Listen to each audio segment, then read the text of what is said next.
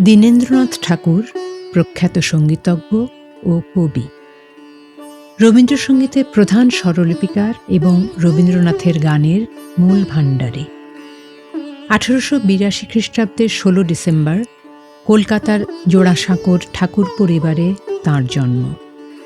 তিনি রবীন্দ্রনাথ ঠাকুরের জ্যেষ্ঠ ভ্রাতা দ্বিজেন্দ্রনাথ ঠাকুরের পৌত্র ও দীপেন্দ্রনাথ ঠাকুরের পুত্র। 1906 খ্রিস্টাব্দে পুনরায় আইন পড়তে লন্ডনে গিয়েও পরীক্ষা না দিয়ে তিনি দেশে ফিরে আসেন। ফেরেন পাশ্চাত্য সঙ্গীতের তালিম নিয়ে। ঠাকুরবাড়ির সাংগীতিক পরিমণ্ডলে বড় হওয়ার সূত্রে আজন্মই সঙ্গীতে অনুরাগ। সুকণ্ঠের অধিকারী দীনেন্দ্রনাথের গানের স্বরলিপি রচনায় স্বাভাবিক দক্ষতা ছিল।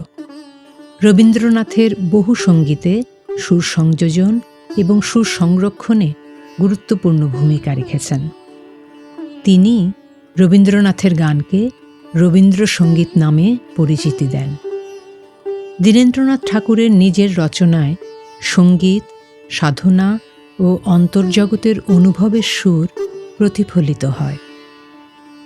দীনেন্দ্রনাথ ঠাকুর বিশ্বাস করতেন, সুরের মাঝেই মানুষের অন্তরের সত্য আপনাকে প্রকাশ করে।